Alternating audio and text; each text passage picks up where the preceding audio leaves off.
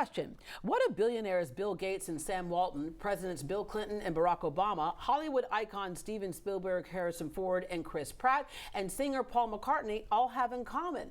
They were all Boy Scouts. Don't be surprised if you see famous women added to that list soon. In 2019, the name of the organization changed to Scouting America, and girls are welcome. Joining us with how you can help make a big difference in a child's life as a volunteer are Marvin Smith, CEO and Scout Executive with Sam Houston Area Council Scouting America, and Rithik Agarwal, a Life Scout with Troop 616. All right. Good morning. Good morning. All right. When it comes to scouting, when you say the word scouting, for a lot of us, there are nostalgic feelings and memories because we were all a part of it. This organization has been around for a long time, for generations. It has. Over 100 years, we've been all about impacting the life of a future child. Yeah. Making them have an impact with scouting, the programs of scouting that definitely shapes and builds their character along the way. Cheryl, tell us how it does that, like scouting in a nutshell. Scouting in a nutshell, think about leadership. You're taking a small youth at an early age and you're involving them in character and values and service. And as they continue to grow and develop, they're learning those resources along the way that's going to impact them when it's time to make decisions. Yeah, Houston, the area covers a lot of ground, doesn't it? It's pretty wide. Over 16 counties. Wow. There's over 16 counties and over 26,000 youth that are part of our scouting program. Yeah, and when you talk about just the things that you teach them, I remember my son, when he joined the troop, it did so many things. You know, we jokingly called them the ADHD group, but there they are right there handing out toys and teddy bears to kids who lived in a shelter. And I remember watching their faces when they left. And they're like, these kids live here? Yes, they live here. And so it did something to them for the good, right? There they are carving pumpkins and no one hurt themselves. That was a good thing. But anyway, the point is there were built-in friendships, but also built-in lessons and built-in experiences. You as a child did not get to participate in Scouts, but you always admired those who did. I sure did. I grew up in a very rural part of Louisiana. I didn't have that opportunity. However, when it came time to pick I would say a chapter to start my career, I always leaned in on scouting. I always knew the impact of scouting and wanted to be a part of that. Yeah, okay, so what's in a name? We had a name change. So just, Scouting America, and tell us what that's about. Well, earlier this year, Scouting decided to say, hey, look, we want to make sure all of our youth have an opportunity to be a part of scouting. We're still officially known as the Boy Scouts of America, but we're doing business as Scouting America. So that lets every child know that they can have an opportunity to be a part of this organization. Yeah, even girls. In fact, there is nationally the first female Eagle Scout is now there. As I mentioned earlier, you see more girls added to that list there. So she's the first female Eagle Scout there. There's been a decline in volunteerism. I just think across the board with so many groups. That's one of our biggest challenges on nonprofits is finding those volunteers, and they are the lifeblood of any organization. And so when you volunteer, you impact the lives of people like Rithik.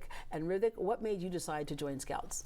I've joined I was a Cub Scout during first grade, and Scouts really interested me because I wanted to get outside my comfort zone and kind of learn how to camp, learn leadership, learn responsibility, and learn communication skills. And that really intrigued me outside of just learning like the regular math and science. Reading, writing, and arithmetic in school, right? It brought something new to me and like kind of took me outside and learned real life skills that will help me in the real world. Yeah, because you'll carry that through the rest of your life. Okay, you are close to becoming an Eagle Scout, is that right? Yeah, I'm going to actually become an Eagle Scout in the next 2 weeks. I have my board review, which is the last step before becoming an Eagle Scout. Yeah, and if you look across the board of some of the most famous leaders over time, a lot of them were Eagle Scouts. Absolutely. All right, and what does it take to be an Eagle Scout?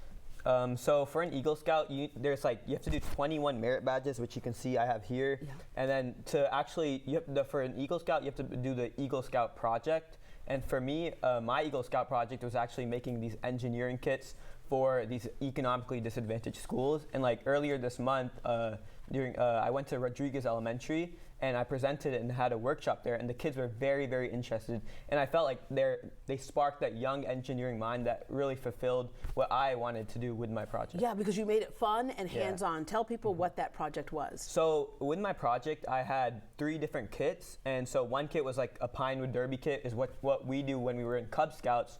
Then one was like a structural engineering wooden structure.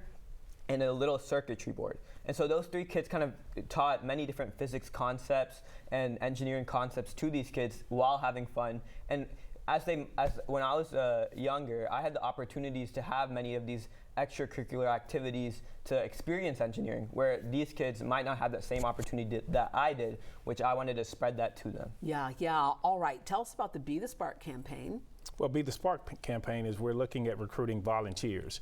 Rithick is having a good experience in scouting, and none of this would have happened, Deborah, if it was not for volunteers behind the scene that are helping him develop and grow and inspire to be a stronger leader. Yeah. And so we're reaching out into our Metro Houston area and having discussions with individuals about, hey, come be a part, whether an hour, whether a session, just lean in and be a mentor to one of our scouts and to help them grow, inspire, and also develop. Yeah, and something that you can, if you can do one big project, great. If you can just do a number of little things. I know during one of their camping outings, we cooked for the entire crew, and so that was fun. And we taught them what we were cooking and how we were cooking. But what kind of commitment, monthly, let's say, would you need from somebody? Well, it's dependent on what they can do. For instance, there's merit badge counselors. They may be skilled in a certain field, and they can say, we can help be with an engineering merit badge, or we can help with the CPR and first aid merit badge, or we can help go in and visit with the unit and just have conversations with youth about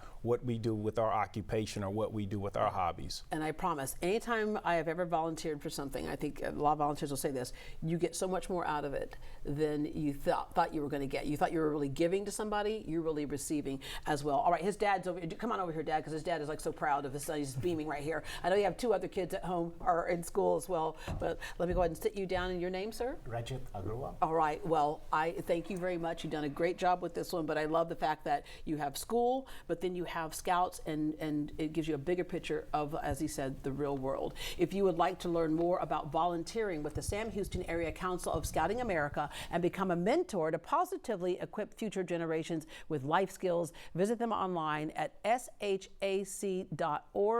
shac.org. We'll be right back.